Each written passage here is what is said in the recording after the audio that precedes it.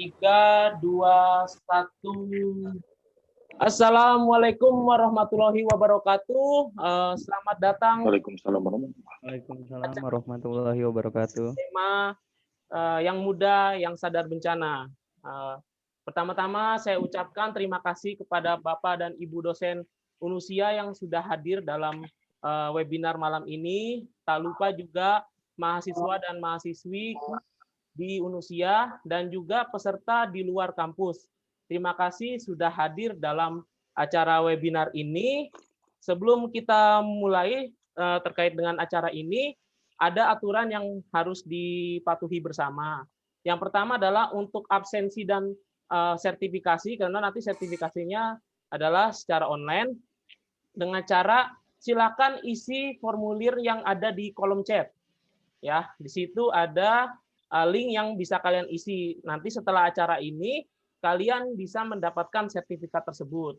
Oke, kemudian untuk bertanya nantinya untuk menghindari kebisingan, bertanya dengan menggunakan kolom komentar di chat. Dengan format menggunakan nama instansi, berarti boleh nama kampus atau nama tempat bekerja atau nama daerah kamu tinggal dan pertanyaan seperti itu. Untuk sesi pertanyaan sendiri nanti saya akan bagi 2 sesi. Yang pertama itu 3 pertanyaan dan kedua 3 pertanyaan selanjutnya.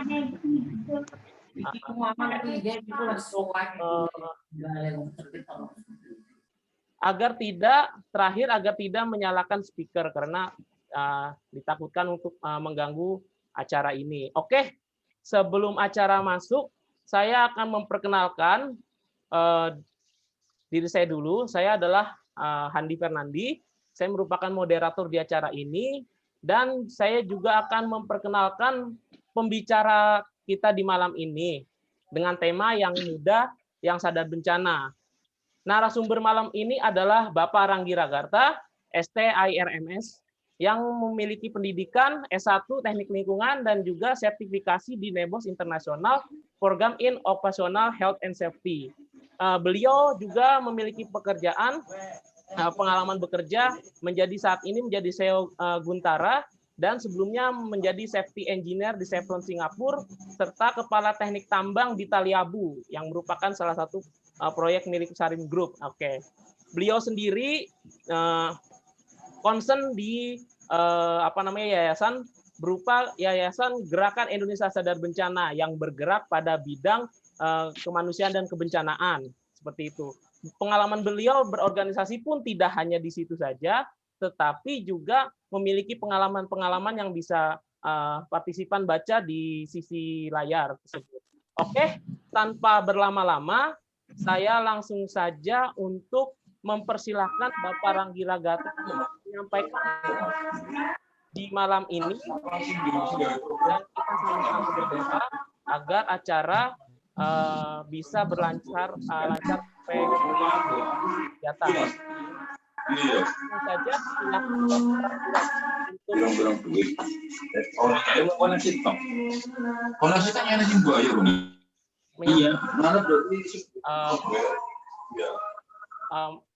menyampaikan presentasinya. Oke, langsung saya share screen saja. Silakan Bapak Ranggi Ragarta. Bismillahirrahmanirrahim. Assalamualaikum warahmatullahi wabarakatuh. Selamat malam.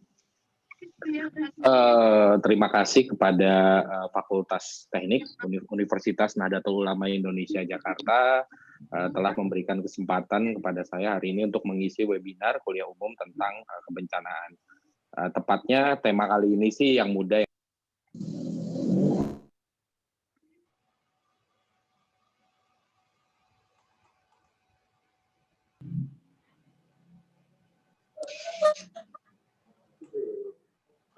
Bapak Ranggi Ragarta ke unmute.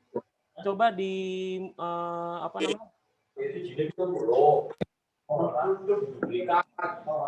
Assalamualaikum warahmatullahi wabarakatuh. Assalamualaikum warahmatullahi wabarakatuh. Ya, siap Pak. Silakan. Ya, selamat malam semuanya. Kamu buka Zoom ya? Enggak. Terima kasih kepada Fakultas Teknik Universitas Nahdlatul Ulama Indonesia atas undangannya kali ini. kepada saya untuk mengisi kuliah umum webinar dengan tema yang muda yang sadar bencana. Jadi mungkin tadi dari Pak Handi Fernandi telah mengenalkan siapa saya, latar belakang saya, sebelumnya saya bekerja di bidang apa, terus apa saja yang saya lakukan dalam beberapa waktu tahun terakhir.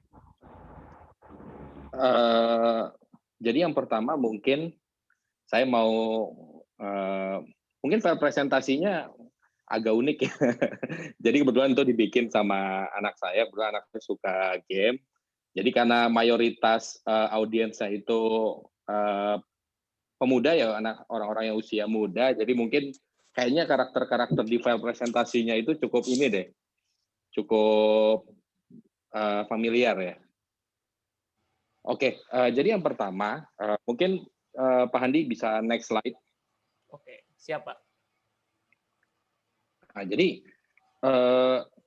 sebelum kita ngomongin tentang bagaimana sih mengenai mitigasi bencana atau pengurangan resiko bencana, jadi yang harus pertama kali kita bahas itu mengenai definisi bencana. Jadi definisi bencana itu apa sih? Bencana itu apa sih? Jadi bencana sendiri itu banyak sekali definisinya. Kurang lebih ada sekitar 51 definisi bencana menurut berbagai ahli. Jadi ada ahli geografi, ada ahli kesehatan, ahli kimia dan lain-lain itu punya definisi sendiri mengenai mengenai kesehatan, mengenai bencana. Contohnya misalnya WHO. Menurut WHO itu bencana adalah setiap kejadian yang menyebabkan kerusakan, gangguan ekologis, hilangnya nyawa manusia atau memburuknya derajat kesehatan serta pelayanan kesehatan pada skala tertentu. Jadi kalau menurut WHO bencana itu adalah ketika terjadi suatu hal yang tidak diinginkan oleh manusia yang sehingga dia bisa mempengaruhi secara drastis derajat kesehatan di wilayah tertentu, baik itu luas atau tidak, atau juga mungkin bisa berpengaruh terhadap derajat pelayanan kesehatan itu. Nah, Indonesia sudah punya undang-undang mengenai bencana, itu tepatnya Undang-Undang Nomor 24 Tahun 2007. Jadi kalau misalnya dilihat di file presentasi itu bisa dibaca. Pada intinya bencana itu adalah peristiwa yang mengancam dan mengganggu kehidupan atau masyarakat yang disebabkan oleh baik faktor alam, faktor non-alam maupun faktor manusia. Sehingga menimbulkan korban jiwa manusia, kerusakan lingkungan, kerugian harta benda, dan dampak psikologis. Karena kalau kita ngomongi bencana, kerugian yang terjadi itu ada beberapa hal. Jadi kerugian yang pertama itu tentunya adalah korban jiwa manusia. Korban jiwa manusia itu adalah kerugian-kerugian yang ada secara langsung pada situasi bencana. Jadi contohnya misalnya terjadi bencana banjir, ada orang meninggal karena hanyut tersapu banjir, itu adalah korban langsung dari suatu bencana. Nah, selain itu ada juga kerusakan lingkungan. Contohnya misalnya terjadi tsunami, terjadi gempa bumi, terjadi longsor, itu banyak hal-hal yang mungkin bisa menyebabkan kerusakan lingkungan dalam skala masif. Contohnya misalnya tadi ketika tsunami menyapu bibir pantai. Di bibir pantai tersebut ada hutan bakau yang menjadi habitat bagi banyak orang. Sorry, Pak Handi, suara saya masih jelas ya? Masih Pak, masih Pak. Masih jelas ya? Siap, masih jelas Pak. Sebentar. Halo, Pak Handi. Ya, silakan Pak. Pak Ranggi, apa yang bisa saya bantu? Halo. Ya, halo Pak. Jelas Pak? Ya, jelas ya? Ya, jelas. Saya lanjut lagi Pak Andi ya. Silakan Pak. Jadi terkait dengan bencana tadi, contohnya saya sudah kasih misalnya kerusakan lingkungan itu ketika terjadi tsunami, itu hutan-hutan bakau di sepanjang pesisir itu tersapu. Nah, atau juga misalnya ketika terjadi longsor, ada hutan-hutan di sepanjang jalur longsor itu bisa tersapu dengan longsor, sehingga kerusakan lingkungan itu bisa terjadi dengan sangat masif dalam kondisi bencana. Terus yang ketiga adalah kerugian harta benda.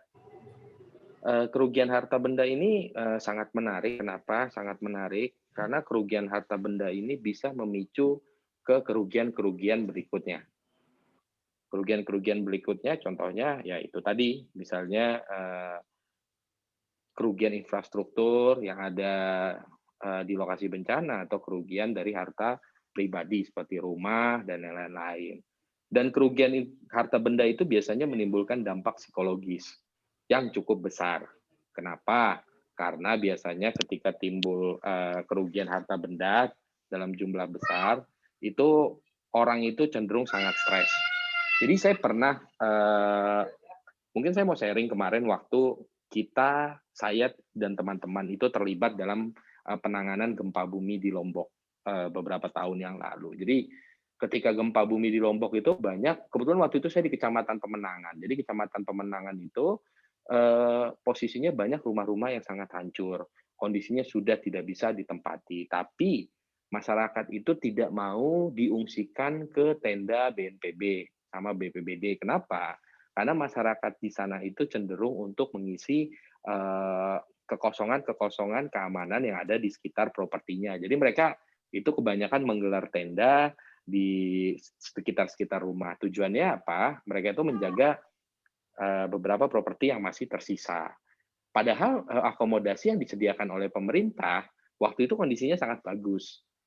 Nah, tapi banyak masyarakat itu yang nggak mau pindah ke sana, akhirnya ya sudah, itu menjadi beban tersendiri untuk tim, karena itu menjadi kendala dalam penyaluran distribusi logistik tadinya. Nah, bencana itu jenisnya banyak.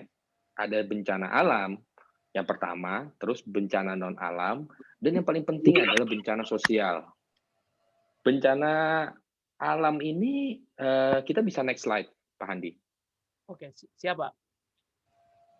Nah, jadi bencana alam itu didefinisikan adalah bencana yang diakibatkan oleh peristiwa atau serangkaian peristiwa yang disebabkan oleh alam, seperti contohnya tuh gempa bumi, tsunami, gunung meletus, banjir, kekeringan, angin topan, dan tanah longsor.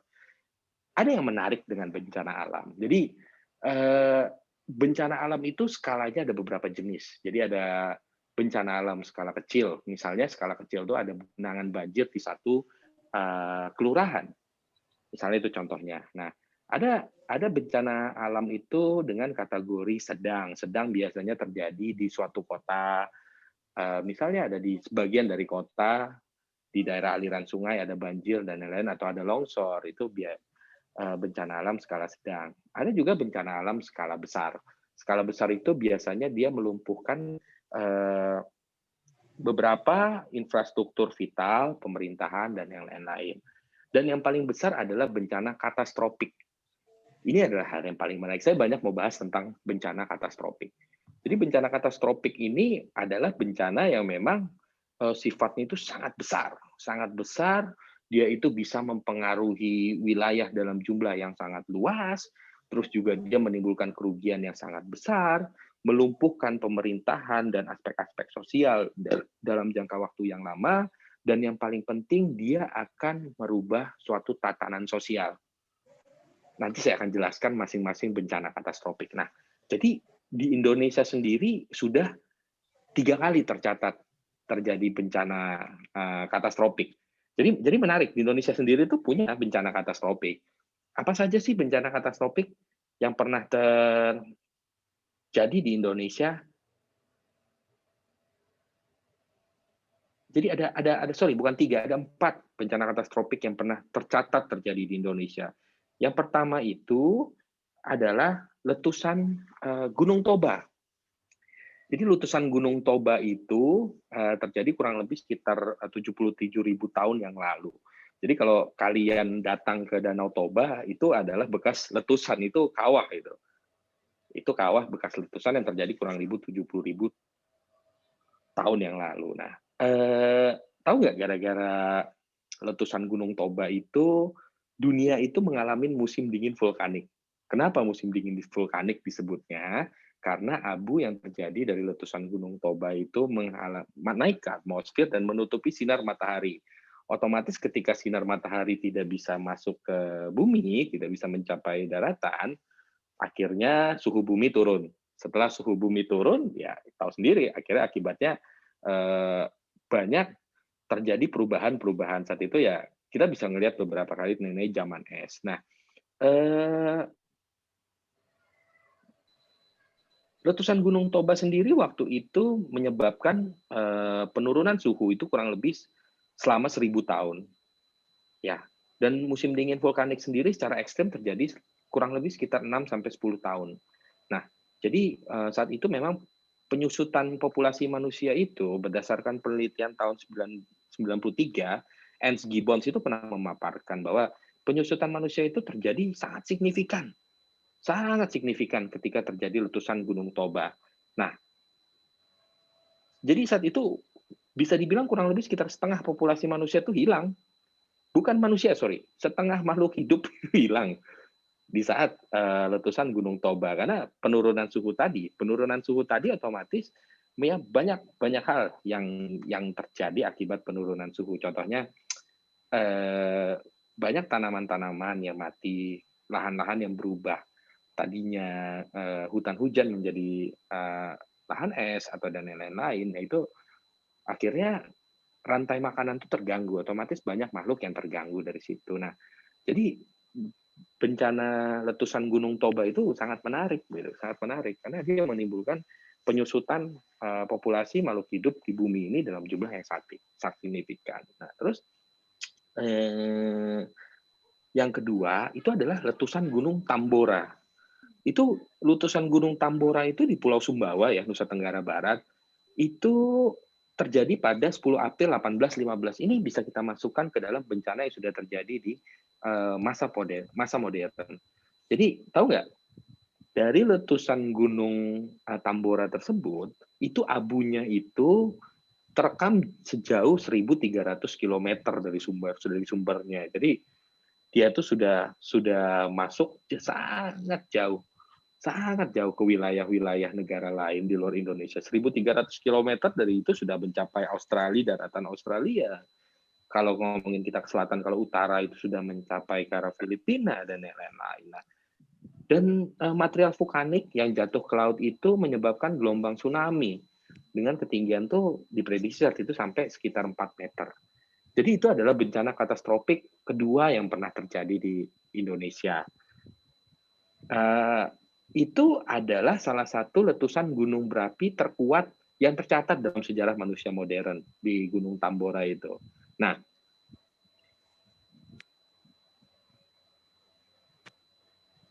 letusan Gunung Tambora itu menyebabkan kegagalan panen dan kelaparan di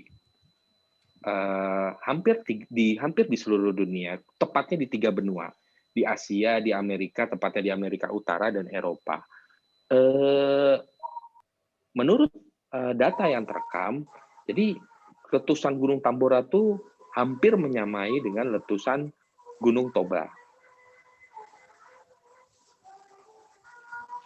Saat itu diprediksi jumlah korban jiwa itu kurang lebih sekitar 90.000 jiwa.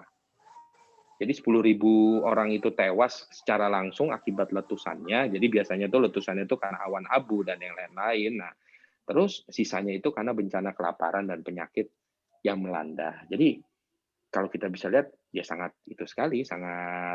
besar sekali untuk dampak yang ditimbulkan dari letusan Gunung Tambora. Terus yang ketiga tuh letusan Gunung letusan Gunung Krakatau. Jadi letusan Gunung Krakatau itu terjadi 26 sampai 27 Agustus 1883. Nah, jadi yang menarik dari letusan Gunung Krakatau yang ada di Selat Sunda, mungkin teman-teman sudah tahu. Yang kemarin dia sempat, sekarang kan anak Krakatau ya, bukan Gunung Krakatau, karena Gunung Krakataunya sendiri sudah hilang karena erupsi, karena letusan, akhirnya sekarang timbul lagi Gunung Anak Krakatau. Kemarin saja dari longsoran sisi barat Gunung Anak Krakatau saja itu menimbulkan tsunami di sepanjang pantai Anyer dan lain-lainnya yang kita salah tahu timbul korban jiwa sangat banyak, termasuk beberapa selebritis kan yang seperti kita tahu. Nah, jadi letusan Gunung Krakatau yang terjadi tahun 1883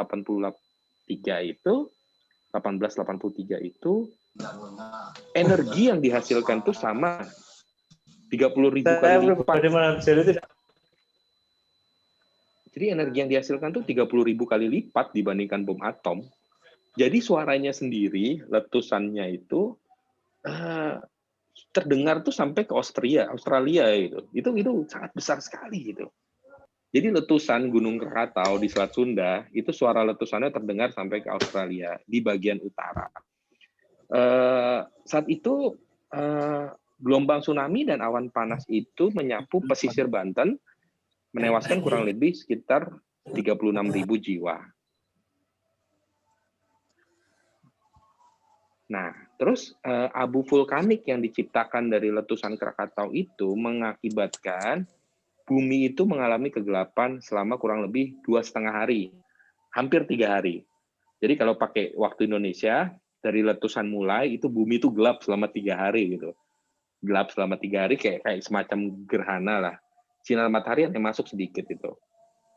Karena abu vulkanik itu menutupi atmosfer. Nah, terus yang terakhir itu bencana katastrofik yang terjadi di Indonesia itu adalah tsunami di Aceh yang tepat terjadi hari ini. Saat itu kurang lebih sekitar 160.000 jiwa itu meninggal dunia secara langsung di Aceh, dan kurang lebih sekitar 0,5 juta orang itu kehilangan tempat tinggal. Itu jadi pesisir Aceh itu, saya pernah naik motor itu lewat sana gitu kan. Pesisir Aceh itu lumayan panjang ya, lebih dari 1.000 kilometer ya. Nah, pesisir barat ya. Jadi 800 km itu tersapu oleh gelombang akibat tsunami yang setinggi kurang lebih 30 meter. Dan juga 30 meter tsunami itu 30 meter tsunami yang terjadi itu menggenangi beberapa daerah itu sampai ketinggiannya itu 10 meter. Coba bayangkan, dari daerah suatu dataran tiba-tiba digenangi sampai tingginya itu 10 meter. Nah, jadi itu ada bencana alam itu, banyak sekali bencana alam kategori katastrofik yang terjadi di Indonesia. Oke. Next slide, Pak Andi. Siapa? Sebentar. Nah, ada juga namanya bencana non-alam. Bencana non-alam ini cukup menarik. Kenapa bencana alam ini cukup menarik? Jadi kalau didefinisikan, bencana non-alam itu adalah bencana yang diakibatkan oleh peristiwa atau rangkaian peristiwa non-alam. Antara lain berupa gagal teknologi, gagal modernisasi, epidemi, dan wabah penyakit. Nah, saat ini kita itu masuk dalam masa-masa bencana non-alam. Dan tingkatnya sudah bencana nasional. Apa sih yang dimaksud dengan bencana nasional? Nah, jadi Indonesia itu baru 2 kali mengalami bencana nasional. Jadi bencana nasional kategori alam yang pernah terjadi itu adalah tsunami di Aceh. Setelah itu kita nggak pernah punya namanya bencana kategori nasional. Nggak pernah kita punya bencana alam kategori nasional.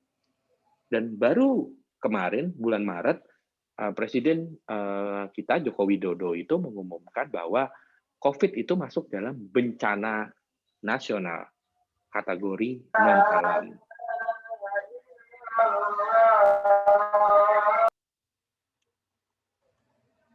Pak Ranggi, silakan suaranya di-on-in lagi. Tadi terputus. Halo? Ya, sudah lanjut. Oke ya. Jadi bencana non-alam tadi itu adalah yang sekarang kita jalani gitu kan. Jadi wabah COVID itu seperti kita tahu itu benar-benar merubah struktur, tatanan sosial, gaya hidup kita, bagaimana kita melaksanakan kehidupan, kerugian yang timbul dan yang lain-lain itu sangat besar.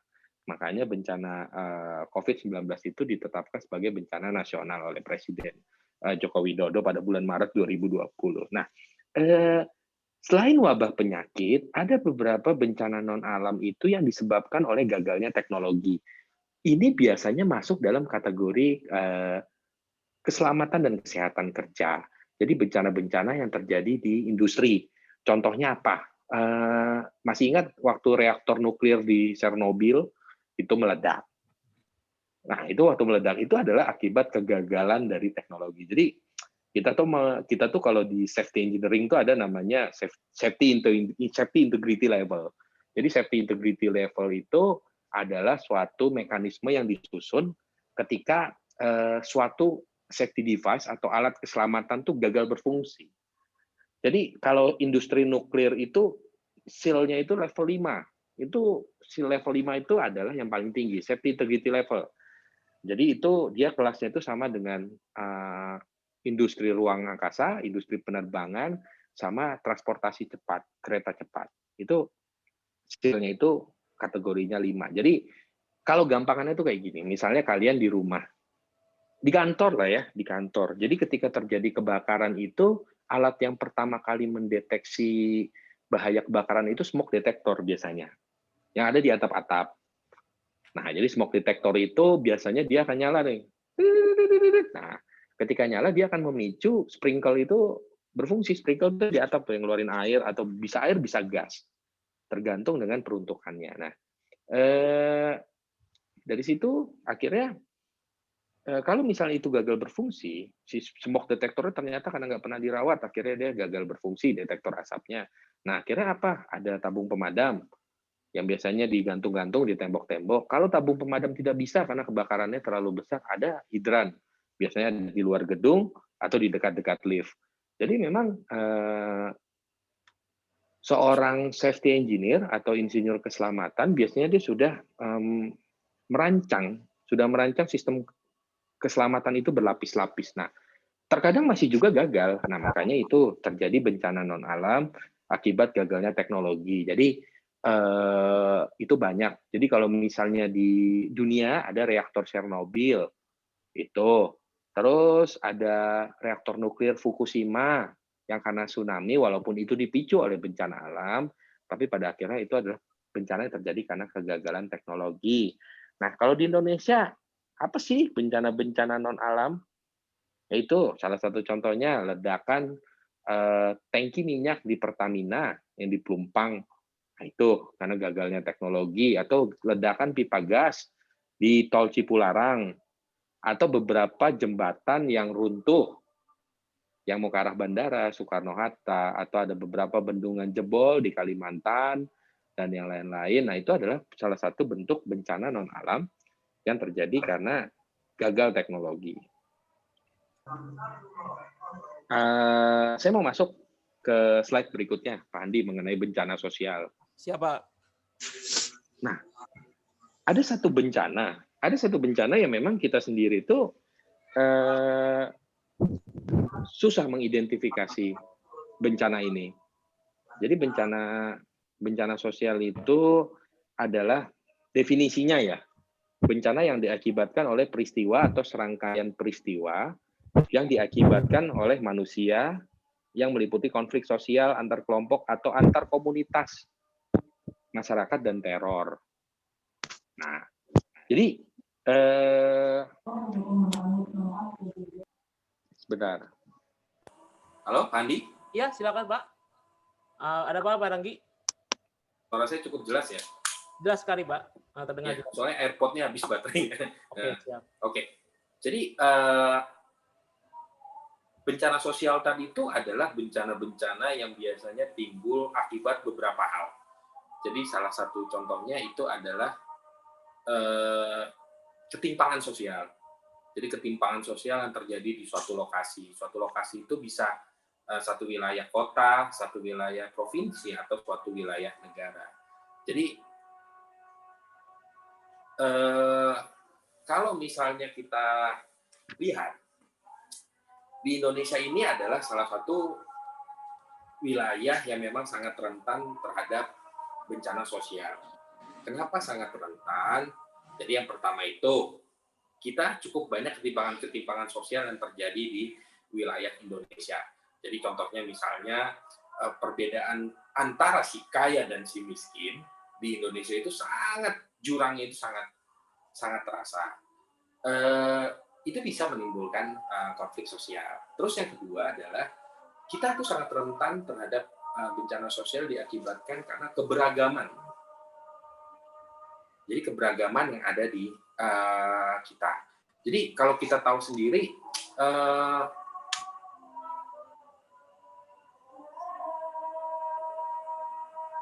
Pak Ranggi, suaranya.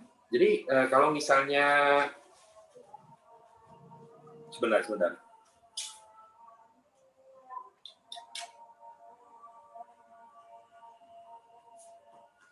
Ya, menyambung dari Pak Ranggi tadi. Ya. Oke, lanjut ya.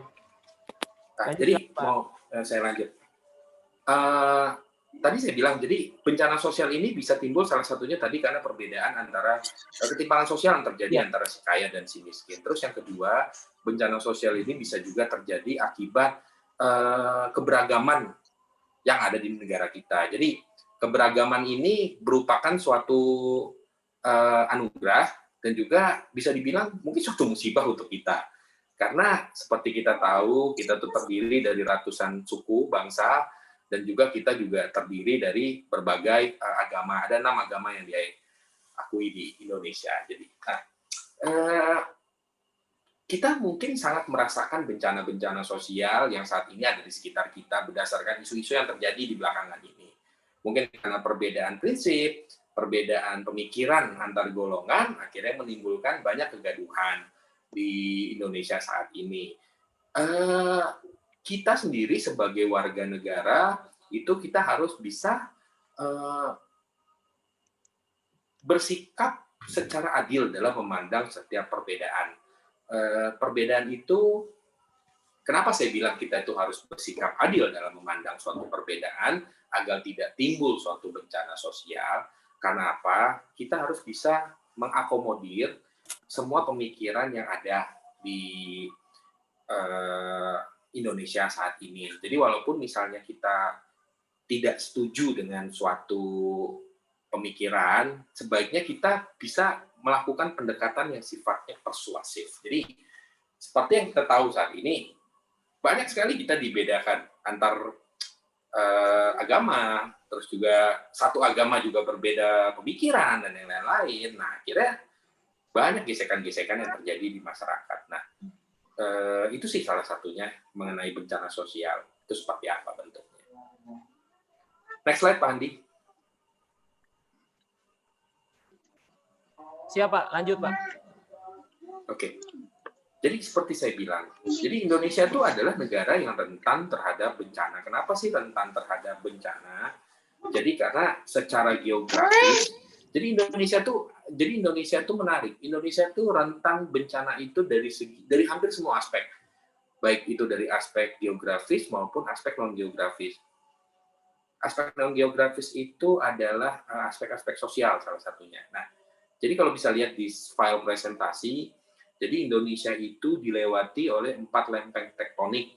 Makanya kita itu adalah wilayah yang sangat rawan terhadap gempa bumi. Saking rawannya kita, kebetulan karena profesi saya sebagai seorang engineer, tepatnya di bidang keselamatan, bahkan banyak bangunan-bangunan kita itu yang didesain untuk tahan dalam jangka waktu yang lama. Misalnya kemarin saya bangun bendungan di Indonesia Timur, bendungannya itu untuk bendungan limbah, bukan bendungan air. Bangunannya itu didesain untuk tahan 1000 tahun. Banyak aspek-aspek keselamatan yang kita perhatikan, sehingga bangunan itu bisa kita pastikan tahan selama 1000 tahun. Belum lagi kalau bangunan-bangunan gedung-gedung tinggi, jembatan, dan yang lain-lain, itu selalu memperhatikan koefisien gempa. Itu sudah ada SNI, Standar Nasional Indonesia, yang mengatur tentang hal tersebut.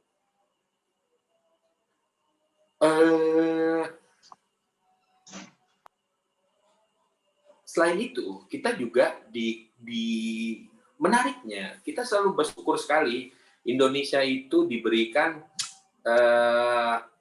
lahan yang sangat subur. Lahan yang sangat subur. Jadi banyak yang dibilang tuh kalau kita tanam apa sih? Tanam kayu, singkong dan lain-lain itu kita udah pasti bisa tumbuh, gitu kan. Nah, kenapa itu bisa terjadi? Tanah kita kenapa sangat subur? Ya karena kita dilalui oleh ring of fire atau gunung-gunung berapi. Jadi kita tuh banyak sekali gunung-gunung berapi di Indonesia dalam satu rangkaian. Biasanya kalau ada erupsi di satu gunung, apalagi di Pulau Jawa, beberapa gunung lainnya itu akan ikut mengalami erupsi dengan jangka waktu yang berdekatan. Nah, dan yang paling penting adalah kenapa kita rawan bencana alam? Karena kita itu banyak perubahan bentang alam yang tidak wajar. Perubahan bentang alam yang tidak wajar itu contohnya adalah penggundulan hutan untuk keperluan industri. Jadi, sebentar.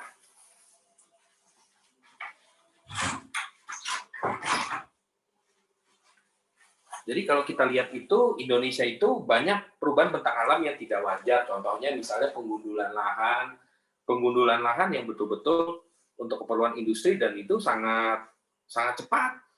Misalnya dalam 1 bulan ada 30.000 hektar lahan itu berubah menjadi industri sawit atau apa. Ya itu salah atau tidak sih sebenarnya. Nah, atau berubah menjadi tambang. Saya juga sebagai salah satu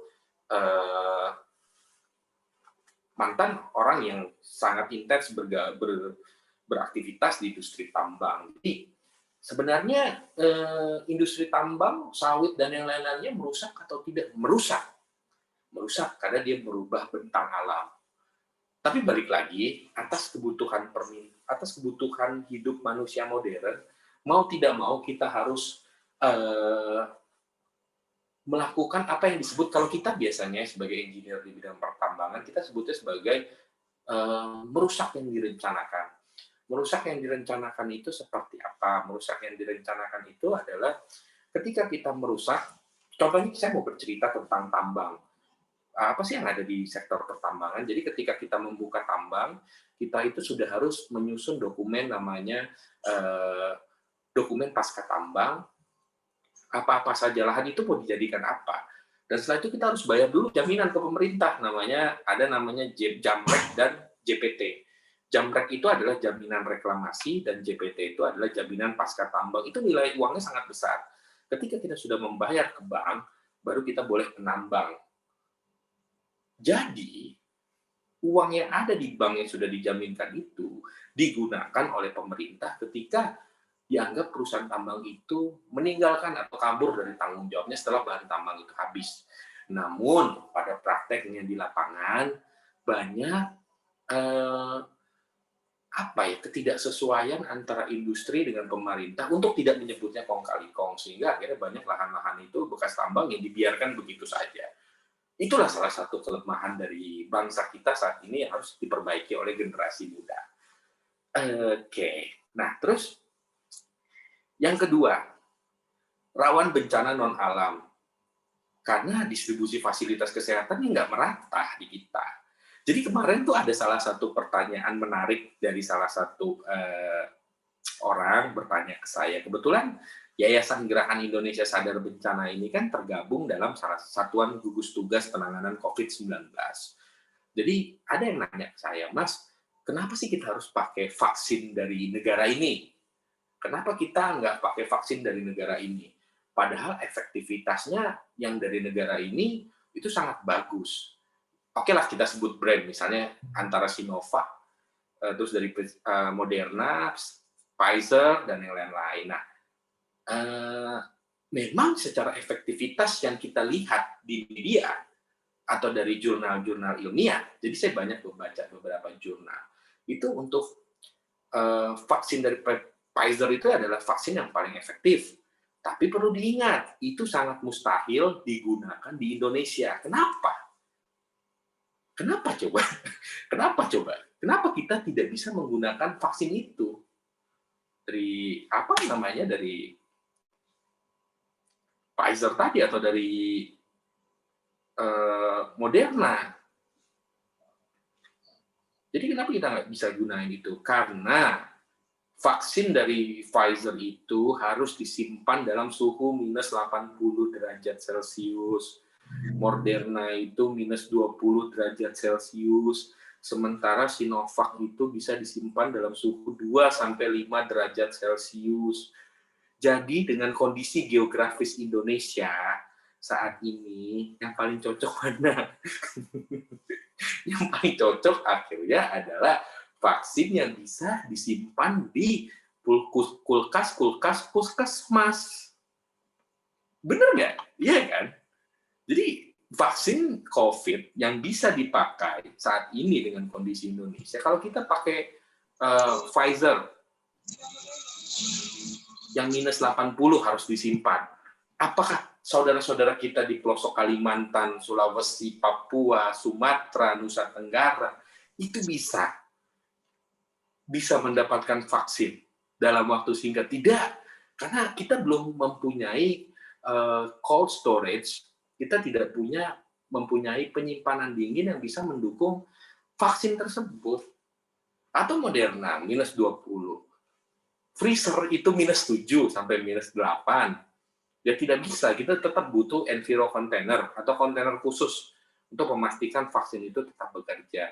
Makanya dari pemerintah itu, karena ini kondisi darurat, akhirnya memakai vaksin Sinovac karena pertimbangan distribusinya yang cukup mudah.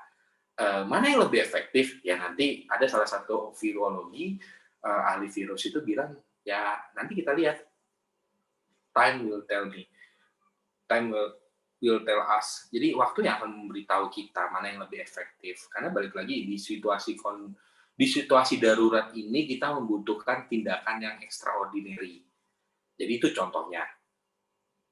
Itu adalah beberapa jurnal sains yang saya baca, dari informasi yang saya terima kenapa kita menggunakan vaksin tersebut. Jadi terlepas dari masalah politik ya, terlepas dari political will dan yang lain-lain, yang tidak mau saya komentari karena ini adalah volume ilmiah ya, kuliah umum.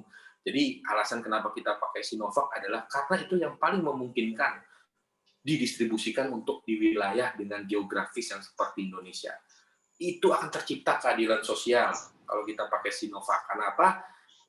Saudara-saudara di Maluku, di Sulawesi, Papua, dan lain-lain bisa mendapatkan vaksin dengan waktu yang sama dengan masyarakat yang di daerah perkotaan seperti Pulau Jawa. Oke.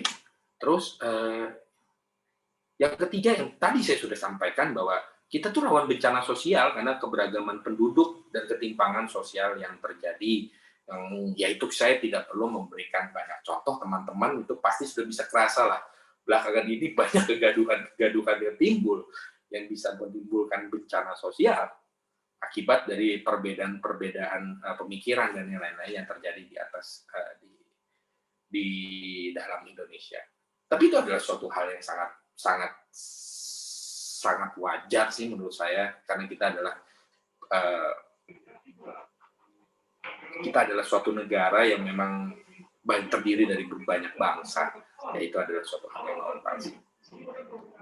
Oke, tadi itu saya sudah memberikan definisi mengenai bencana itu apa saja jenisnya. Jadi ada 3, saya summary-kan. Ada bencana alam, itu contohnya tsunami dan yang lain-lain, gempa bumi. Terus ada bencana non-alam. Bencana non-alam itu adalah bencana-bencana yang terjadi akibat kegagalan teknologi, gagal modernisasi, dan juga wabah penyakit. Contohnya COVID-19, terus ledakan reaktor nuklir Chernobyl, terus ledakan kilang minyak Pertamina, pipa gas, dan lain-lain.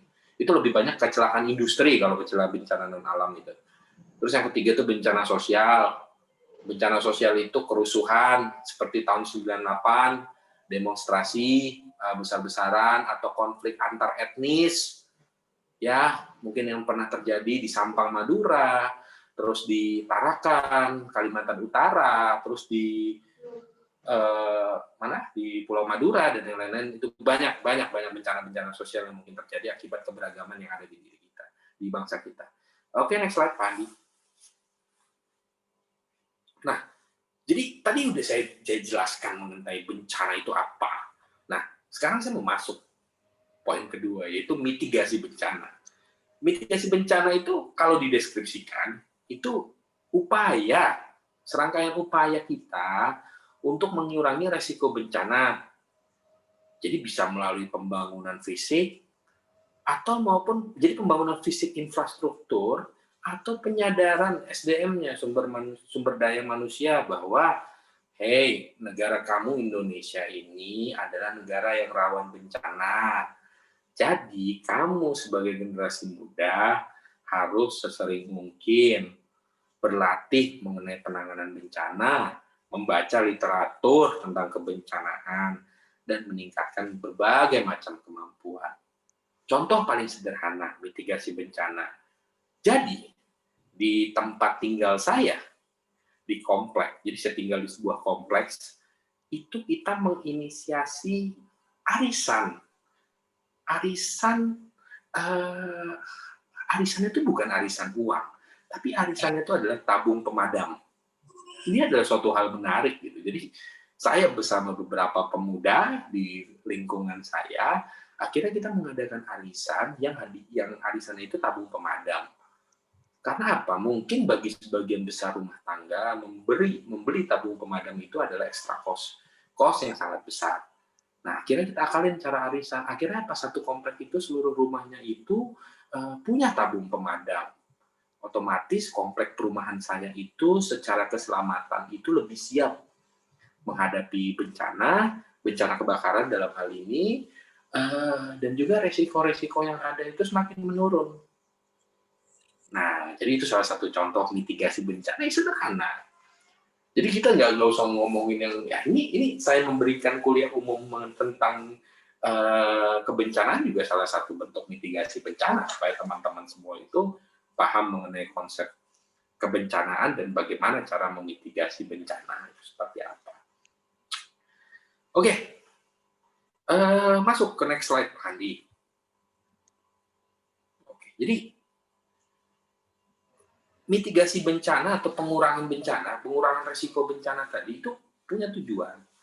Tujuannya itu ada 3. Ini tujuan ketiga ini khas birokrasi loh.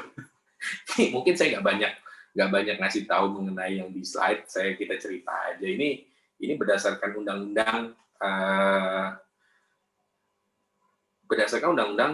nomor 24 tahun 2007 mengenai kebencanaan. Jadi apa sih tujuan mitigasi bencana? Jadi mengurangi dampak yang ditimbulkan khususnya bagi penduduk. Nah, jadi saya mau melihat nih, mitigasi bencana itu banyak jenisnya. Dampak yang ditimbulkan khususnya bagi penduduk. Dari waktu tahun 2006 terjadinya tsunami, 2004 terjadinya tsunami di Aceh, itu dari 160.000 jiwa, ada satu masyarakat di Simeleu, itu dia punya korban itu bisa dibilang paling sedikit, hampir tidak ada korban di situ. Padahal dia itu di depannya pesisir barat Provinsi Nangrok Aceh Darussalam. Kenapa? Karena mereka sudah punya kearifan lokal. Kearifan lokal itu penting dalam mitigasi bencana. Di sana tuh mereka tuh biasa menyanyikan lagu tentang tsunami, Smong disebutnya di sana itu. Jadi bahasanya kurang lebih itu kalau di bahasa Indonesia kan itu bisa nanti di googling, itu banyak itu liriknya. Kalau air naik kalau air turun segera kamu pergi ke tempat tinggi karena itu menandakan akan adanya gelombang besar. Jadi mulai dari masih anak-anak, masih kecil didongengin itu sudah didoktrin bahwa kalau air turun, kamu lagi di sekitar pantai air turun tuh bukan kamu mengutin ikan seperti yang terjadi di beberapa daerah di Indonesia, tapi kamu lari ke tempat tinggi karena itu salah satu tanda tsunami. Akhirnya itu yang paling sedikit. Nah, terus banyak tuh di daerah-daerah di Pulau Jawa, di kaki Gunung Slamet contohnya. Jadi di kaki Gunung Slamet itu masyarakatnya itu biasanya melakukan tradisi bersih desa. Mungkin bagi beberapa kelompok itu dianggapnya adalah tindakan yang mungkin musyrik gitu. Jadi makan bareng-bareng gitu kan di sumber air desa dan lain-lain, terus berdoa bersama. Itu tujuannya bukan untuk mendoakan sumber air, ya tidak. Tapi dari warga desa itu makan sama-sama, nggak ada keselamatan di sumber air. Itu tujuannya untuk memastikan bahwa sumber daya air tersebut itu masih mengalir, dibersihkan, ada batang pohon nggak, sehingga desa itu tidak mengalami kekeringan. Itu mitigasi bencana melalui kearifan lokal. Atau bagaimana? Jadi kebetulan saya punya salah satu rekan, dia itu arkeolog kebencanaan. Jadi dia salah satu arkeolog bencana, mungkin saat ini sih satu-satunya ya seorang arkeolog yang mengambil pendidikan magister itu di bidang manajemen bencana. Jadi Indonesia ini sudah lama, dia itu banyak bercerita dulu. Jadi kalau misalnya kita ke beberapa situs berbahaya di Bogor, itu kita bisa ngeliatin batu, ada semacam batu, kayak semacam batu dolmen gitu, batu lebar. Itu zaman dulu dipakai oleh raja untuk mempraktekkan statistik dengan cara yang paling sederhana. Jadi misalnya dari daerah Cianjur, store hasil buminya sekian. Nanti ditaruh tuh di meja itu, dari daerah Cipanas sekian, dari daerah Bogor sekian. Nanti raja bisa melihat tuh setiap tahun. Tadinya ubinya yang dibawa itu tahun kemarin itu misalnya sekian kilogram, misalnya sekian butir, tahun ini cuma segini, akhirnya berarti si raja bisa tahu bahwa daerah tersebut mengalami kemakmuran atau kekurangan. Akhirnya raja bisa melakukan mitigasi kebencanaan. Jadi itu banyak kearifan lokal di Indonesia yang bisa kita pelajari. Atau bagaimana Borobudur sama Prambanan, kalau kalian sempat ke sana itu, ke Prambanan kalian itu lihat yang terserak di sampahnya itu batu kunci. Jadi memang teknologi kegempaan itu sudah dipraktekkan dari zaman dulu untuk mitigasi bangunan tahan gempa. Oke.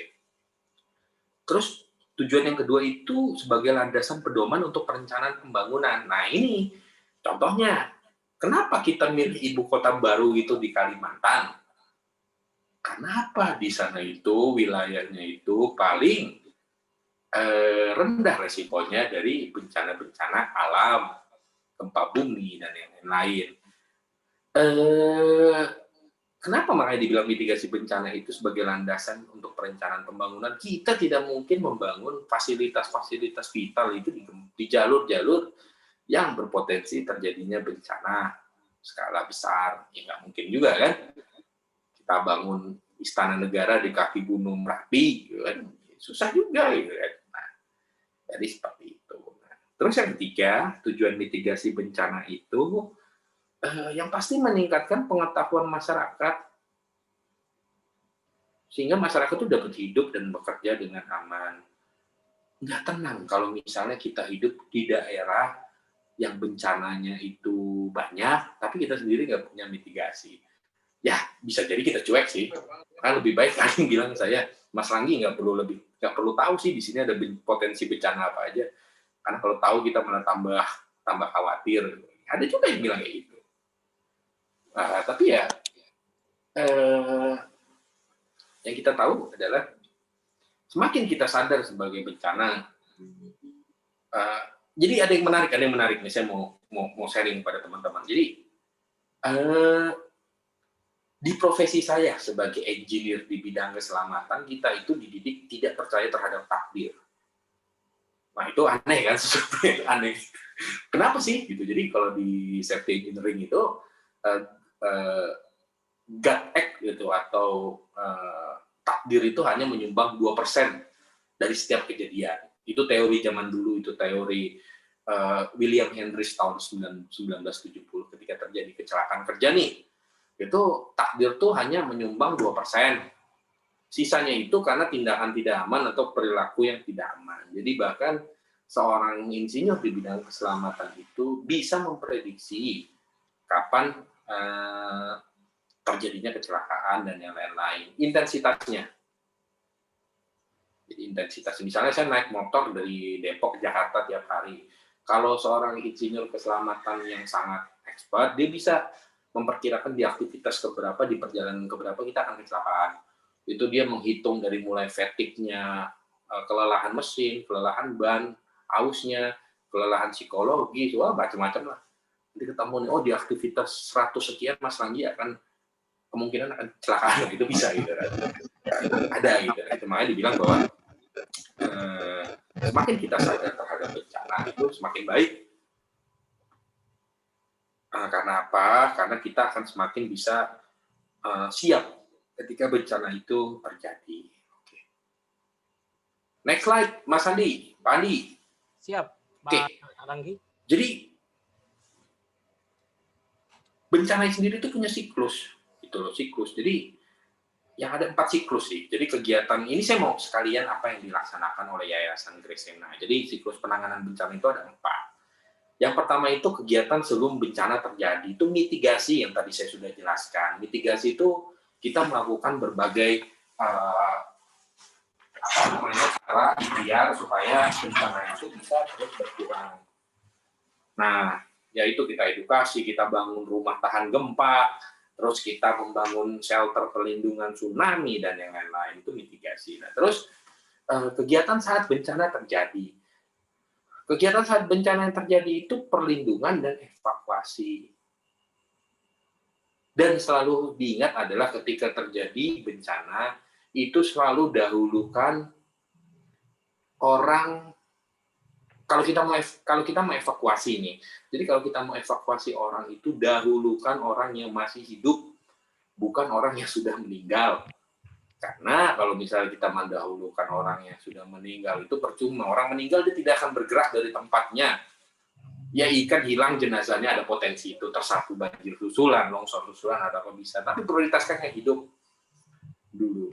Bahkan even itu keluarga kita sendiri, tapi dia sudah meninggal. Tapi ada orang lain yang saat itu kondisi hidup. Prioritaskan itu, kawan-kawan. Prioritaskan selamatkan yang masih hidup. Baru setelah itu ada namanya triase. Mungkin nanti di kesempatan lain akan saya jelaskan. Terus yang ketiga itu kegiatan tepat setelah bencana terjadi. Jadi kegiatannya itu lebih ke arah SAR, pencarian dan penyelamatan. Jadi misalnya ketika terjadi bencana banjir, tadi kan udah bencana banjir, udah kita warga-warganya di sepanjang bantaran sungai, daerah yang tersapu banjir itu sudah kita pindahkan ke dalam shelter penimpungan dan yang lain-lain. Setelah dihitung, ternyata ada 8 orang nih yang hilang, yang tidak diketahui keberadaannya. Akhirnya kita masuk ke fase ketiga, yaitu pencarian dan penyelamatan. Yang keempat, yang paling penting adalah kegiatan pasca bencana. Ini pemulihan, penyembuhan, dan perbaikan. Ini adalah fase bencana yang berlangsung paling lama. Bahkan, pemulihan pasca bencana untuk tsunami Aceh yang terjadi 16 tahun yang lalu itu belum selesai sampai sekarang.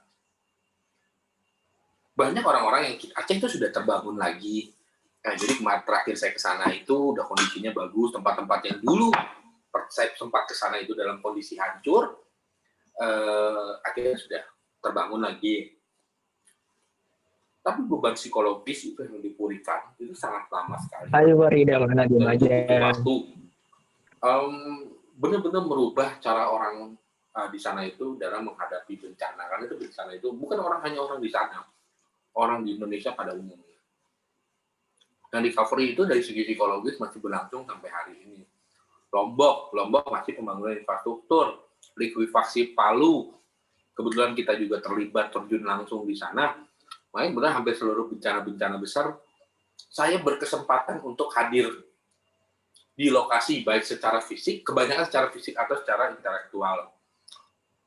Saya mengirim tim dan lain-lain. Tapi kebetulan rata-rata tuh terlibat saya dari zaman saya masih kuliah. Untuk itu. Saya mau masuk ke slide berikutnya. Pak Andi. Ya, lanjut Mas. Ya.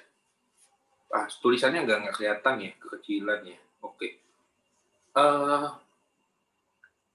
Jadi saya mau tanya, kenapa sih anak muda itu perlu sadar terhadap bencana? Kenapa sih? Kenapa coba? Kenapa sih jadi konsennya Ranggi Ragata, konsennya Yayasan Gerakan Indonesia Sadar Bencana, konsennya pemerintah dan yang lain-lain itu ke generasi muda terkait dengan mitigasi dan penanganan bencana? Kenapa?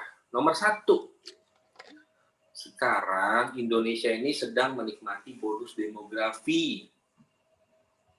Yang dimaksud dengan bonus demografi itu jumlah warga negara yang produktif itu lebih banyak dibandingkan warga negara yang tidak produktif. Jadi sekarang Indonesia itu ada 68% warganya itu adalah masuk kategori usia produktif. Nah, kalau sebagai perbandingan itu Jepang itu sekarang lagi minus minus karena kurang lebih sekitar 30% warganya itu yang masuk dalam usia 28 atau 30 gitu. Tadi bisa kita cari referensinya. Itu yang masuk dalam kategori produktif. Sisanya tuh kebanyakan warga-warga lansia. Karena regenerasi di sana nggak berjalan dengan baik. Nah, terus yang kedua, jumlah pemuda itu antara umur 16 sampai 30 tahun itu sekarang ada 64 juta jiwa atau 24%, seperempat dari total populasi Indonesia. Itu adalah pemuda. Mas sekarang untuk kita nggak sulit untuk nyari pemudi. Ya, lebih suka pada nyari pemudi dibanding pemuda. Nah, itu lebih banyak.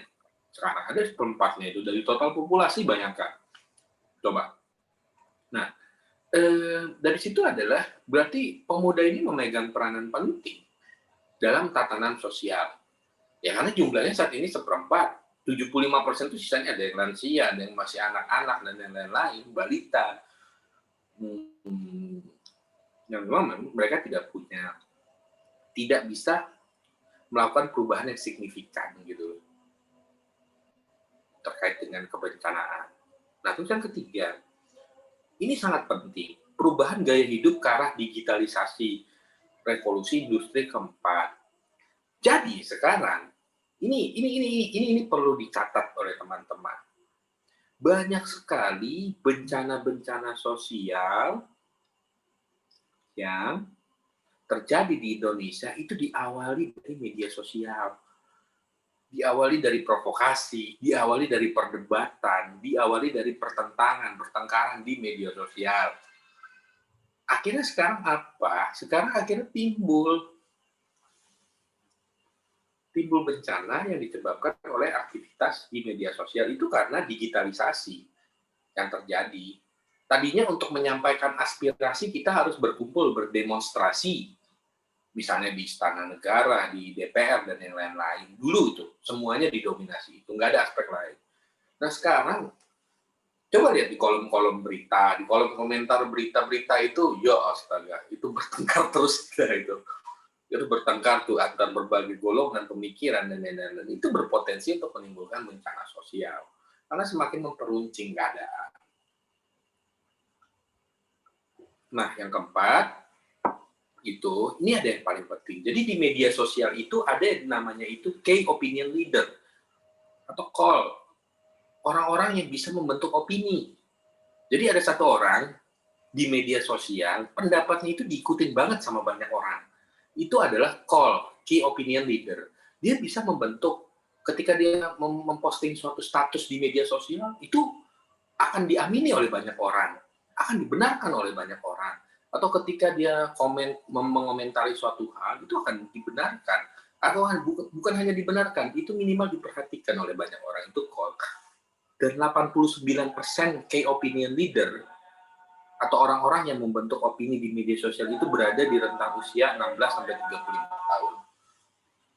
Sorry, ada sate padang lewat. Ya, depan rumah saya. Lanjut aja, Pak. Ya, jadi maklum lah. Ini jam-jam mulai lapar. Nah, jadi anak muda itu sangat penting. Jadi semakin banyak anak muda yang sadar terhadap bencana, dan juga semakin banyak anak muda yang ikut mengkampanyekan tentang kesiapsiagaan terkait dengan bencana, itu sangat bagus. Kenapa itu bagus? Karena apa? Karena diharapkan itu anak muda itu bisa menjadi agen perubahan di lingkungannya masing-masing. Jadi para call, key opinion leader, orang-orang yang menganggap dirinya punya pengikut di media sosial atau orang-orang yang cukup diperhatikan, atau teman-teman lah. Bisa teman-teman memposting informasi tentang tips menghadapi serangan jantung misalnya, dan lain-lain. Banyak orang dari lingkarannya teman-teman itu yang baca dan yang lain-lain. Akhirnya mereka teredukasi, oh ketika terjadi serangan jantung tuh kayak gini. Apa misalnya bagaimana mengidentifikasi ketika terjadi banjir apa saja yang harus dilakukan. Jadi ketika kita rutin mengkampanyekan hal tersebut, itu semakin baik. Memang paling ideal itu. Jadi gini, saya mau cerita tentang pengalaman saya kemarin waktu di Sukabumi, banjir bandang. Kebetulan saya adalah salah satu relawan yang turun ke sana kurang lebih sekitar kurang dari 24 jam setelah terjadi bencana. Jadi saya masih masuk tim awal lah yang di sana. Jadi anak-anak muda ke sana itu datang. Jadi satu hal yang menarik di Indonesia adalah lokasi bencana itu dijadikan tempat wisata. Nah, ini juga karena generasi muda kita itu bagus nggak sih tempat bencana itu dijadikan lokasi wisata? Ada poin positif dan ada poin negatif. Kayak contohnya banjir bandang di Sukabumi kemarin, alhamdulillah yang saya tahu itu tidak kekurangan bantuan. Kenapa itu bisa terjadi? Karena banyak anak muda turun ke lokasi selfie, foto-foto dan lain-lain, dia posting di media sosial. Akhirnya banyak masyarakat Indonesia yang tahu tentang bencana yang ada di sini dan mereka menyumbang. Akhirnya logistik nggak kekurangan, infrastruktur juga terbangun cepat dan lain-lain. Itulah the power of social media. Ya walaupun bagi sebagian relawan itu tindakan mengganggu. Ya tapi bagi saya selalu mencoba memandang segala sesuatu halnya dari sisi positif. Terkait dengan wisata bencana tadi, ada bencana wisata, kita malah wisata tuh. Datang ya kan selfie foto di sini ya, saya selalu memandang dari segi positif bahwa orang-orang yang selfie di lokasi bencana, orang-orang yang sibuk foto-foto, video dan yang lain-lain, dia adalah campaigner atau orang yang mengkampanyekan terkait dengan bencana yang ada di suatu lokasi. Akhirnya apa? Alhamdulillah kemarin saya sebagai relawan di sana juga saya nggak kekurangan makan, nggak kekurangan apapun di sana ya, karena itu tadi sangat terdiseminasi dengan baik. Nah, terus slide berikutnya, Pak Andi, yang terakhir, slide terakhir. Nah, yang pasti itu tadi peran pemuda dalam penanganan bencana, tadi sebagian besar sudah saya sebutkan. Jadi yang pertama itu sebagai inisiator yang menggerakkan penanganan bencana di lingkungan. Jadi memang idealnya mulai dari Karang-Karang Taruna, atau ormas. Jadi sekarang itu pemuda itu lebih suka gabung ke ormas dibanding ke Karang Taruna. Jadi itu adalah bagian dari ya perubahan tatanan sosial. Kita harus akui itu. Pemuda Indonesia hari ini lebih suka bergabung ke ormas dibandingkan ke Karang Taruna. Ya Karang Taruna itu organisasi kemasyarakatan tapi itu lokal. Ya. Dimanapun kita berada, setidaknya kita membawa berkah untuk lingkungan kita. Jadi, poin nomor 1 itu, kita harus menjadi inisiator dimanapun kita berada. Kita orang dari Cirebon, misalnya kita sekarang ada ke Kalimantan, kita jadi inisiator penanganan bencana di Kalimantan. Jadi nggak usah terkungkung dengan lokal pride atau kebanggaan lokal. Terus, yang kedua, sebagai agen kampanye dalam program-program kebencanaan itu penting juga supaya apa? Supaya ketika terjadi bencana itu segala sesuatu informasi yang dibutuhkan untuk didistribusikan itu bisa berjalan dengan baik. Di sini butuh ini, di sini butuh ini. Itu pemuda itu cepat itu. TikTok-kan di lokasi bencana, update di IG dan ini butuh ini nih, kreatif lah anak muda itu. Butuh Indomie ya, di TikTok-kan gitu kan, joget-joget itu datang Indomie, bisa juga seperti itu. Terus yang ketiga itu sebagai penggalang dana kebencanaan. Wah ini kalau pemuda itu, kalau menggalang dana itu jago, mulai dari penggalangan dana di sosial media sampai di lampu-lampu merah itu, kalau nggak ada pemuda itu susah penanganan bencana di suatu daerah. Jadi itu penting sekali pemuda sebagai agen penggalang dana untuk kegiatan saat terjadinya bencana atau pasca bencana, itu peran pemuda itu sangat penting. Nah, terus yang terakhir, sebagai eksekutor dalam program-program, dalam semua tahapan bencana, eksekutor program-program. Coba lihat kalau ada bencana, tim SAR-nya itu siapa? Rata-rata tuh ya Basarnas utama. Jadi kan kalau ketika terjadi bencana itu kan manajernya nih, bosnya ini kan BNPB atau BPBD. Itu dia punya tim rescue, Basarnas, dia punya dapur umum, misalnya Tagana, Dinas Sosial, ngurusin kesehatan, Dinas Kesehatan, dan lain-lain. Dan juga banyak organisasi-organisasi kepemudaan, Basnas lah, rescue pecinta alam, KPA, komunitas pecinta alam itu turun semua. Kalau ngandelin tentara dan lain-lain, kalau nggak ngandelin pemuda, susah pencarian itu, lama. Nah, itu. Jadi pemuda itulah salah satunya agen penting. Bangun-bangun tenda, ini dan lain-lain. Kemarin di bencana di longsor di Harnajaya, di Bogor ya, itu kemarin kan dari Yayasan Gerakan Indonesia Sadar Bencana juga kirim bantuan. Tahu nggak? Karena daerahnya susah diakses, bantuannya itu kita pikul selama kurang lebih 6 jam perjalanan. Itu yang bantu mikul bantuan dari Yayasan Gerakan Indonesia Sadar Bencana itu adalah Karang Taruna di salah satu daerah di Bogor. Jadi mereka pikul tuh 6 jam tuh. Kalau nggak ada pemuda, susah itu masyarakatnya terisolasi. Nah, jadi itulah peran pemuda itu sangat penting dalam setiap penanganan bencana. Jadi kalaupun tidak bisa secara fisik, minimal secara intelektual, manfaatkanlah media sosial kita, manfaatkanlah lingkungan kita, manfaatkanlah semua kanal komunikasi yang kita punya. Nah, saya pesan kepada teman-teman sekarang adalah kalau bisa kita juga ikut mengkampanyekan mengenai vaksinasi yang harus dijalankan. Vaksinasi itu adalah pilihan secara pribadi, tapi idealnya kita itu bisa ikut dalam program vaksinasi supaya tercipta herd immunity, supaya tercipta imunitas.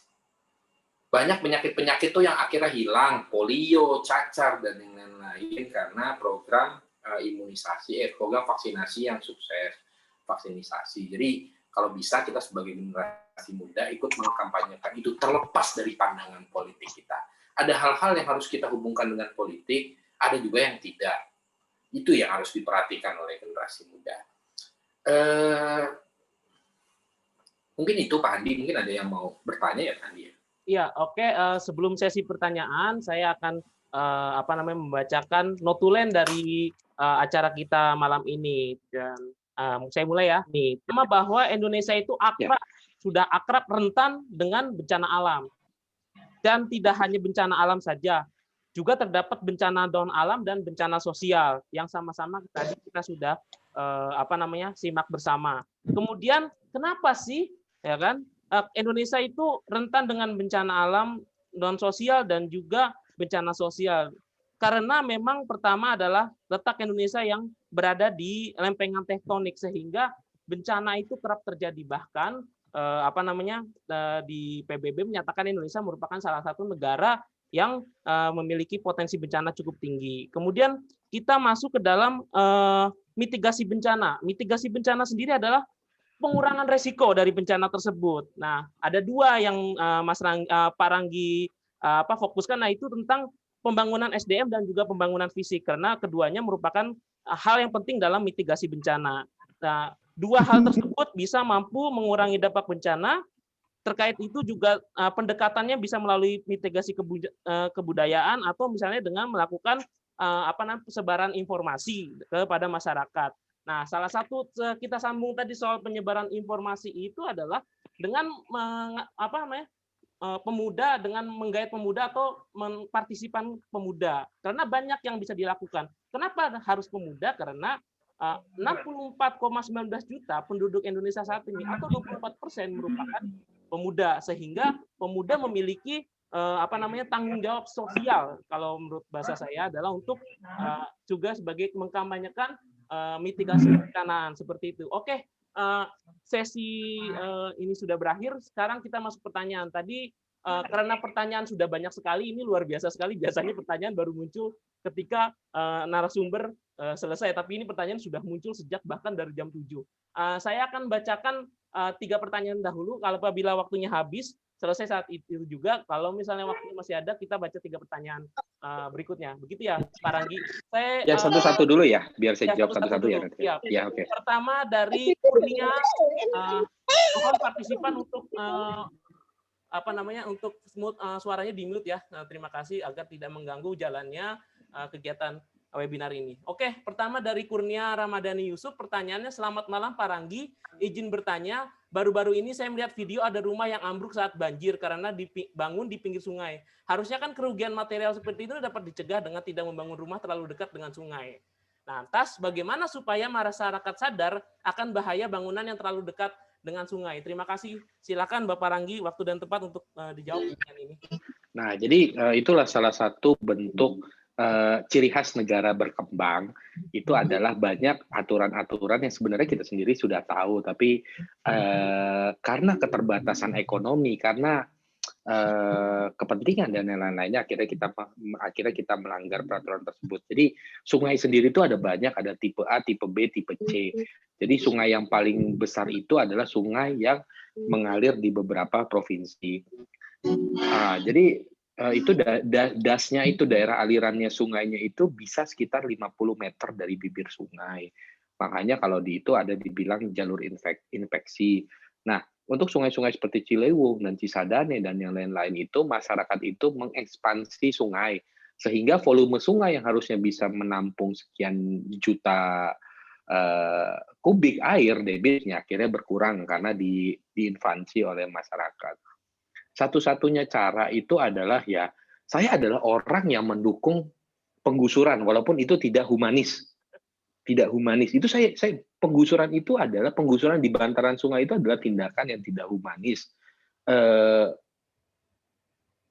Tapi saya mendukung untuk kemaslahatan orang yang lebih banyak, tentunya dengan relokasi yang baik. Jadi satu-satunya cara kita tidak bisa melakukan sebagai warga negara. Sulit bagi kita karena itu sangat besar. Yang bisa kita lakukan itu hanya sebatas edukasi. Tapi pemerintah bisa melakukan hal yang lebih besar. Pemerintah bisa menyiapkan relokasi terhadap masyarakat yang tinggal di bantaran sungai dan kemudian melakukan normalisasi. Jadi itu perlu peran pemerintah dalam intensitas yang sangat tinggi. Dari masyarakat kita hanya bisa melakukan sebatas edukasi. Sulit bagi kita tidak memiliki kemampuan untuk melakukan normalisasi infrastruktur publik dalam lingkup yang sangat luas. Mungkin seperti itu ya. Jadi kita perlu banyak berkomunikasi dengan pemerintah. Pemerintahnya harus banget kita ingetin. Berarti peran pemuda juga untuk sosialisasi juga penting gitu ya, bagi kedua belah orang yang bantaran sungai dan juga pihak dari pemerintah gitu sebagai mediasi ya. Betul. Jadi kita memberikan edukasi kepada masyarakat, tapi balik lagi mau edukasi seperti apapun kalau sudah urusan perut, urusan ekonomi itu susah. Jadi kita perlu banyak-banyak intens berkomunikasi, bukan demonstrasi, berkomunikasi dengan pemerintah supaya pemerintah melakukan relokasi dengan humanis untuk masyarakat di bantaran sungai. Mungkin itu Pak Andi. Oke. Lanjut ya Pak. Pertanyaan kedua dari Dajuk Arif Susetyo dari Universitas Jember. Bagaimana Pak Ranggi cara mengatasi ketakutan masyarakat terhadap prediksi bencana megatrust pantai selatan Jawa yang diprediksi akan menyebabkan gelombang tsunami puluhan meter? Karena masyarakat banyak termakan berita hoax yang tersebar di medsos sehingga menyebabkan ketakutan yang sebenarnya tidak perlu. Lantas bagaimana cara peran kita sebagai masyarakat sadar bencana dalam mengatasi hal tersebut? Silakan Pak Ranggi. Oke, jadi balik lagi dalam konsep mitigasi bencana, khususnya dari segi ilmu pengetahuan itu kita sebutkan gini, bencana itu bisa diprediksi akan terjadi. Bencana itu bisa diprediksi akan terjadi, tapi kita tidak bisa memprediksi kapan bencana itu akan terjadi. Contohnya untuk tsunami megatrust yang masuk dalam katastrofik atau bencana besar di pantai selatan Jawa, itu bisa diprediksi akan terjadi karena pergerakan lempeng dan yang lain-lain itu bisa terprediksi akan terjadi. Tapi kita nggak bisa prediksi kapan terjadinya, 2 tahun lagi, 3 tahun lagi, itu nggak bisa. Nah, berdasarkan hal tersebut, yang harus kita lakukan itu adalah sosialisasi sebanyak-banyaknya. Sosialisasi, ini dari segi kita nih, sebagai pribadi nih, sebagai komponen masyarakat. Kita melakukan sosialisasi sebanyak-banyaknya terhadap masyarakat yang tinggal di pesisir. Kalau air surut, segera cari tempat yang tinggi. Itu salah satu contohnya. Terus bagaimana prosedur-prosedur evakuasi ketika terjadi tsunami. Pemerintah itu adalah kewajiban pemerintah melakukan mitigasi. Masang alarm di sepanjang pantai selatan. Jadi ketika terjadi tsunami, alarm itu bisa dijadikan alat komunikasi yang efektif dan cepat. Tapi balik lagi, pemerintah itu juga punya keterbatasan. Mengurusi 265 juta masyarakat itu butuh biaya besar, butuh waktu yang lama, butuh tenaga yang itu ya. Setidaknya kita bisa memulai dari diri kita sendiri, dari lingkup-lingkup Karang Taruna, memasang sistem komunikasi deteksi dini secara patungan, misalnya setiap RT yang potensi tsunami-nya tinggi. Itu bisa kita mulai dari diri kita. Jadi ketika terjadi bencana kan kalau sekarang kan aplikasinya BMKG dan yang lain-lain, sistem deteksi bencana kita kan sudah cukup maju. Kita banyak punya tsunami buoy dan yang lain-lain. Ketika terjadi gempa atau apa, kalau yang masang aplikasi BMKG itu langsung dapat notifikasi. Itu cepat loh. Notifikasi dari terjadi gempa itu hanya hitungan menit, 1-2 menit. Atau kadang siaran TV tiba-tiba blank untuk pemberitahuan. Nah, jadi itu cukup maju. Nah, jadi kita bantu pemerintah untuk menerapkan deteksi dini gitu secara patungan di lingkungan kita. Itu Pak Adi. Oke, berarti ini juga sekaligus menjawab juga pertanyaan Mas Fandi Saukati Putra yang bertanya dengan jawaban yang sudah dijawab oleh Pak Ranggi gitu. Jadi, oke, kita skip untuk yang pertanyaan Pak Fandi. Ada pertanyaan yang cukup menarik nih Pak dari Yogi Budi Pratama dari Universitas Negeri Semarang. Ini pertanyaan bagus sekali. Bagaimana Pak Ranggi kesiapan pemerintah serta masyarakat dalam menghadapi resiko multi hazard? Nah, seperti saat ini, di satu sisi menghadapi pandemi, satu sisi terancam bencana geologi serta hidrometeorologi. Seperti itu, Pak. Silakan. Jadi karena saya bukan orang pemerintahan, jadi karena saya bukan orang pemerintahan, saya tidak bisa menjawab ini dari sudut pandang pemerintah. Itu kesiapannya seperti apa. Tapi dari segi praktisi atau orang yang banyak terlibat di bidang kebencanaan beberapa tahun terakhir, saya bisa menjawab bahwa infrastruktur kebencanaan yang ada di pemerintah saat ini cukup banyak. Contohnya apa? Contohnya nih. Jadi contohnya, halo? Ya, silakan. Ya. Lanjut aja. Jadi contohnya, jadi ketika Wisma Atlet itu selesai digunakan untuk Asian Games, itu di media itu berkembang. Wah, ini sayang nih, pemerintah sudah bangun sekian miliar ini dan lain-lain, sekian triliun, ini dan lain-lain, tapi gunanya cuma singkat atau apa dan lain-lain. Tapi sebagai orang yang berkecimpung di bidang kebencanaan dalam beberapa tahun terakhir, saya menganggap itu adalah investasi yang tidak sia-sia. Karena apa? Karena itu adalah investasi yang bisa digunakan untuk masa-masa darurat. Dan akhirnya terbukti. Saya ngomong itu kurang lebih sekitar pertengahan 2019 mengenai Wisma Atlet. Akhirnya terbukti sekarang bisa menampung sekian ribu orang. Kita nggak kebingungan tempat untuk isolasi COVID-19 untuk saudara-saudara kita yang terinfeksi COVID-19 itu kita nggak kebingungan kebanyakan. Itu salah satu buktinya. Dan juga ketika kita mengalami multi hazard kemarin, contohnya tuh gini, multi hazard itu terjadi pas letusan Gunung Merapi kemarin dan Semeru ya, erupsi, ya itu salah satu bentuk multi hazard yang terjadi. Itu memang ada beberapa relawan Yayasan Gerakan Indonesia Sadar Bencana yang stay di posko, itu memang mereka kesulitan. Nah, akhirnya mereka sempat minta pendapat saya. Gimana Mas, ini dan lain-lain. Yang penting itu promkes. Untuk promosi kesehatan, prosedur kesehatannya itu terpenuhi. Ada namanya butterfly effect. Butterfly effect itu sayap kupu-kupu itu ada filmnya juga. Jadi pada dasarnya itu bencana di satu tempat bisa memicu bencana di tempat lainnya. Jadi contohnya misalnya kepakan sayap kupu-kupu di pedalaman Amazon itu bisa menimbulkan topan, bisa menimbulkan angin puting beliung di California, Amerika. Itu teori butterfly effect. Jadi sama juga dengan kebencanaan. Jadi pemerintah siap atau tidak, saya selalu yakin pemerintah siap menghadapi segala potensi bencana yang ada di Indonesia. Dan kita harus yakin itu. Oke.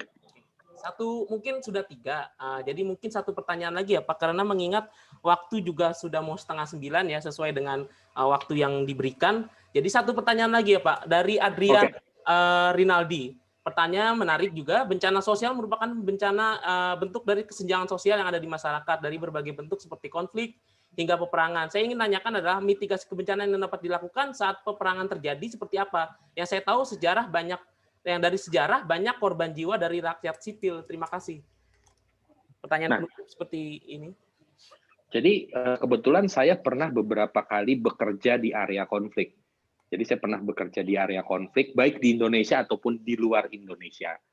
Jadi itu pertanyaan bagus. Ketika perang itu bagaimana sih mitigasi kita? Jadi kalau perang itu sebenarnya tidak mengenal sipil, tentara atau apa, dan itu tidak dikenal. Tapi cuma ada dua ketika terjadi kondisi peperangan. Ini berdasarkan pengalaman saya bekerja di daerah konflik. Ketika peperangan terjadi, itu cuma ada dua jenis manusia. Satu kombatan, dua itu non-kombatan. Nah, jadi kombatan ini terdiri dari tentara atau masyarakat sipil yang mempersenjatai diri. Nah, itu bisa berdasarkan konvensi Jenewa, yaitu yang bisa ditembak gitu kan. Nah, kedua itu non-kombatan. Non-kombatan itu ya berarti masyarakat sipil yang tidak mempersenjatai atau dipersenjatai. Nah, itu jadi beda nih. Jadi kalau situasi perang itu cuma ada dua, kombatan sama non-kombatan. Nah, itu. Jadi ketika kita dalam posisi non-kombatan, ya satu-satunya cara yang bisa kita lakukan yaitu adalah mengungsi keluar dari daerah konflik. Itu sih cuma satu-satunya cara yang bisa kita lakukan ketika terjadi kondisi perang. Tapi yang pasti adalah kita harus mencegah supaya jangan sampai peperangan itu terjadi. Caranya itu seperti apa? Ada dua caranya yang paling penting untuk mengurangi resiko bencana sosial yang terjadi di Indonesia. Itu ada dua. Yang pertama itu semua pihak harus sama-sama menahan diri. Kita tuh kagum, kita tuh suka dengan orang, ideologi, tokoh dan yang lain-lain. Tapi kalau misalnya kita sampai betul-betul berlebihan dalam yang lain-lain, terus mempertontonkan kelebihannya itu, sikap-sikap berlebihan itu ya mungkin bisa lebih berbahaya. Itu yang pertama. Terus kedua, sebisa mungkin kita jangan mengomentari sesuatu hal-hal yang memang tidak kita kuasai. Jadi kita kalau misalnya ada suatu hal yang kita tidak kuasai atau kita tidak kompeten mengomentari hal tersebut, ya jangan kita komentari. Nanti malah memicu konflik. Nah, jadi kurang lebih seperti itulah Pak Andi untuk mitigasi bencana sosial. Oke, seperti itu. Dengan menjawab pertanyaan ini pun sekaligus mengakhiri sesi webinar Yang Muda Yang Sadar Bencana kali ini. Sebelum kita closing dan sebagainya, ayo kita siapkan kamera kita hidupkan untuk sesi foto bersama. Seperti itu. Oke, silakan ya. Saya mulai screenshot ya. Oke, silakan untuk yang kameranya masih mati, silakan dinyalakan untuk sebagai kenang-kenangan.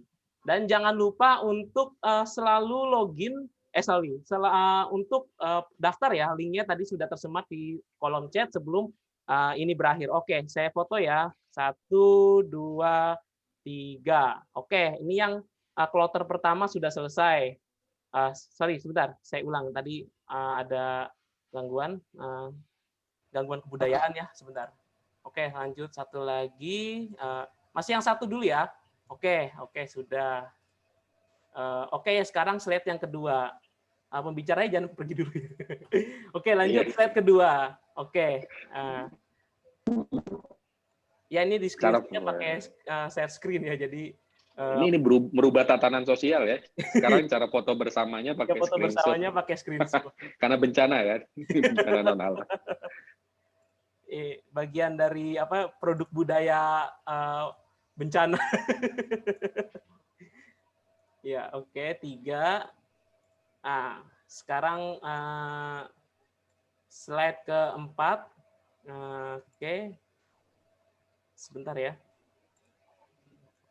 Tahan ya. Jadi memang seperti itu kita. Satu lagi, 2 lagi. Kok malah nambah ini pesertanya ya? Aduh. Biasanya belum sampai slide sebanyak ini sih, biasanya 5 slide sudah selesai. Oke. Terakhir slide ke-6. Satu lagi ya. Oke, sudah. Terima kasih yang sudah ikut dalam kegiatan webinar ini. Semoga dan akan bermanfaat bagi kita, terutama terkait dengan kebencanaan. Untuk itu saya tutup pertemuan kali ini. Wabillahi taufiq. Wassalamualaikum warahmatullahi wabarakatuh. Waalaikumsalam warahmatullahi wabarakatuh. Waalaikumsalam warahmatullahi wabarakatuh. Waalaikumsalam warahmatullahi wabarakatuh. Materinya, Mas. Warahmatullahi wabarakatuh. Ini yang kirim lagi dong. Mas, maaf untuk sertifikatnya gimana, Mas? Tadi sempat keluar sendiri tuh. Waalaikumsalam. Linknya